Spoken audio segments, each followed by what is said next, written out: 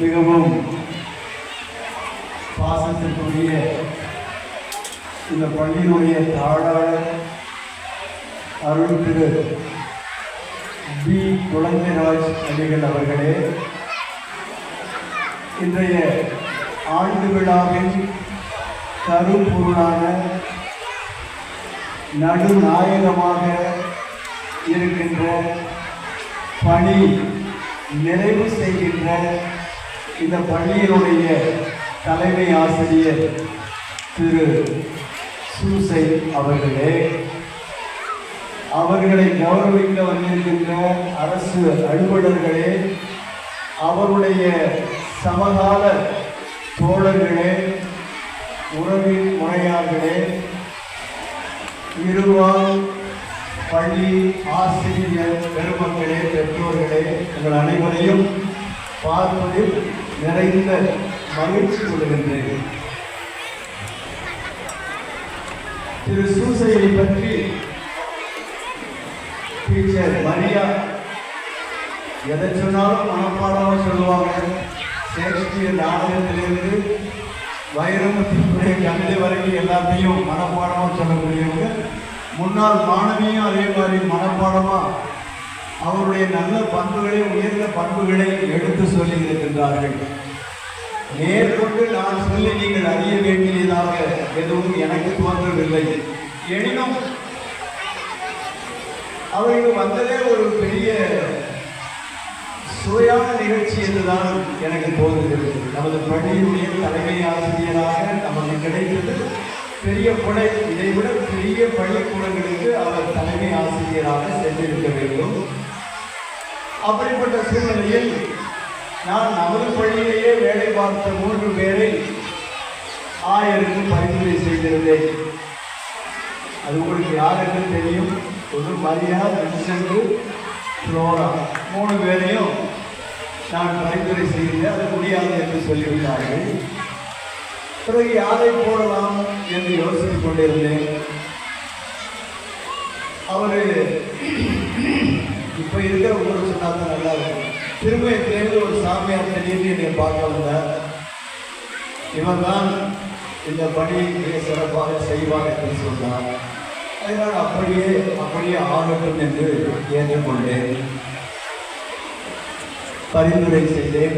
நான் பரிந்துரை செய்ததனால் அவர் இங்கு வந்தாரா அல்ல அவரை இதுதான் போட வேண்டும் என்று ஆயர் நினைத்தாரா என்று ஆதியை கேட்டால் தெரியும் என்று நான் நினைக்கிறேன். நானும் பரிந்துரை செய்தேன். அதற்காக நான் பெருமைப்படுகிறேன். இந்த பள்ளியினுடைய பங்கு தந்தையாக இருந்து தாளாளராக நான் இருந்தபோது பள்ளி நிர்வாகத்தில் நான் தலையிடுவதில்லை.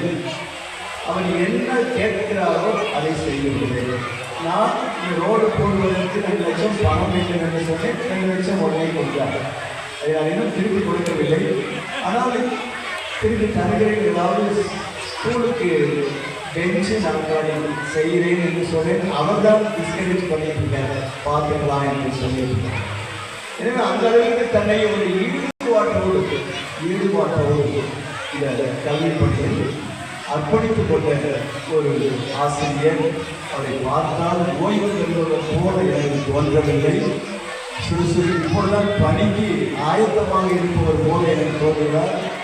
கொஞ்ச நேரம் என் பக்கத்தில் ஒரு பெண் அமர்ந்திருந்தார்கள். எனக்கு உண்மையிலேயே நம்ம பழைய ஆபீசருடைய மகள் என்று கேள்விப்பட்டு நான் அதை பார்த்தது எனக்கு ஞாபகம் இல்லை. யாரோ ஒரு நடிகை உட்கார்ந்திருப்பது போல எனக்கு தோன்றியது அவருடைய மனைவி. எனவே அவர்களுடைய இளமை காலம் இன்னும் அப்படியே இருக்கிறது என்று நான் எண்ணிக்கொள்கிறேன். மத்திய நிதி அமைச்சர் சில மாணவர்கள் சற்று கவனிக்க வேண்டும். மாணவர்கள் மரியா டீச்சர் இருந்துச்சு இல்லைங்க, அந்தந்த டீச்சர்ஸ் பாருங்க, ரொம்ப நேரம் உட்கார வச்சா எல்லாம் பிரச்சனை. கவனிங்க. ஹலோ கவனிங்க. மத்திய நிதி அமைச்சர் கொஞ்ச நாளைக்கு முன்னாடி அக்டோபர் 4ஆம் தேதி ஒரு அறிக்கை விட்டுள்ளார். அந்த அறிக்கையில் என்ன சொல்லியிருந்தார்னா, உங்கள் கல்வி உங்கள் அதிகாரம் என்று சொல்லியிருந்தார். உங்கள் கல்வி உங்கள் அதிகாரம். உங்களுடைய பணம் உங்கள் அதிகாரம் என்று உலகத்திலே மக்கள் சொல்லுவதை நாங்கள் கேள்விப்பட்டிருக்கிறோம், நீங்களும் கேள்விப்பட்டிருக்கிறீர்கள். அப்படித்தான் நம்முடைய பெற்றோர்களும் நினைக்கிறார்கள். அதையும் அந்த மத்திய நிதியமைச்சர் சொன்னார், பணம் மட்டும் அதிகாரம் தருவது இல்லை, உங்கள் கல்வி உங்கள் அதிகாரம். அந்த ஆசிரியர் பிஇஓ சொன்னது போல, அந்த சகோதரி சொன்னது போல, அதிகமான நேரம் நாம் செல்போனிலே செலவழிக்கிறோம். ஆனால் செல் இல்லாமலும் இருக்க முடியாது என்பதையும் நாம் நினைத்துக் கொள்கிறோம். அண்மையிலே ஒரு செய்தியை படித்தேன்.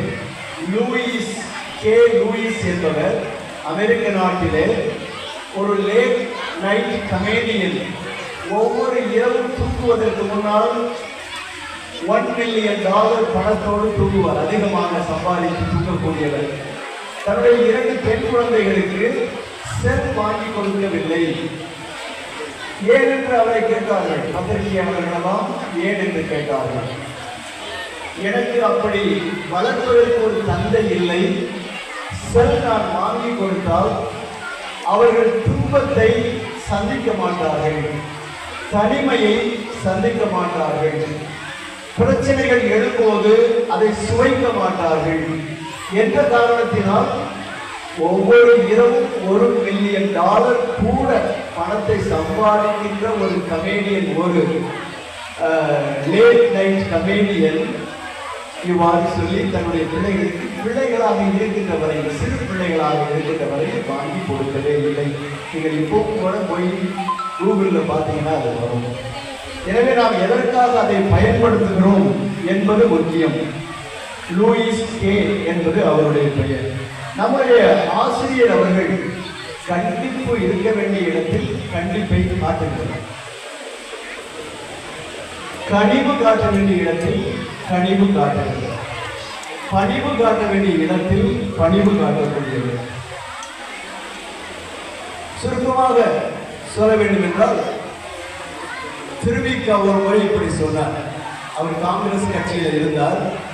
அண்ணா திராவிட முன்னேற்ற கழகத்தை ஆரம்பித்தார். காங்கிரஸ் கட்சியை அழித்து விடலாம் என்று அண்ணா நினைக்கிறார். நந்தவனத்திலே ஒரு நாய் இறந்து கிடந்தால் அந்த நாயைத்தான் நாம் தூக்கி வெளியே போட வேண்டும், அதற்காக அந்த அழகிய நந்தவனத்தை அழித்து விடக்கூடாது என்று திருவிக்கா சொன்னார். திருவிக்கா எவ்வளவு பெரிய எழுத்தாளர்! அவருடைய எழுத்துக்களெல்லாம் புத்தகங்களாக 15 புத்தகங்களாக வந்திருக்கின்றன. அதெல்லாம் நீங்கள் பார்க்க வேண்டும், படிக்க வேண்டும். கேட்ராக்ட் ஆபரேஷன் பண்ண வசதி இல்லாததனால் கண் தெரியாமலேயே புத்தகம் எழுதியவர் திருவிக்கா. திருவி கல்யாண சுந்தரம். அவருடைய பெயரைத்தான் கல்கி வைத்திருக்கிறார். கல்கி என்ற அந்த பெயரில் திருவிக்கா என்பது வரும். அப்பொழுது அண்ணா அதற்கு என்ன பதில் சொன்னார் என்றால், காங்கிரஸ் கட்சியை பற்றி இப்பொழுது அல்ல, அப்பொழுது அழகிய நந்தவனம், அதில் நாய் ஒன்று சென்றது, இறந்து விட்டது என்றால் அந்த நந்தவனத்திலே ஏதோ கோளாறு இருக்கிறது என்பதுதானே பொருள் என்று அண்ணா அதற்கு பதில் சொன்னார்.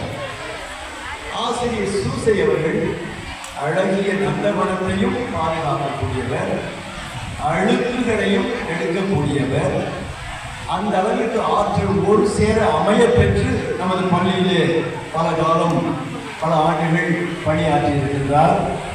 அணைக்காட்டிலே தலைமை ஆசிரியராக பணியாற்றி இருக்கின்றார்.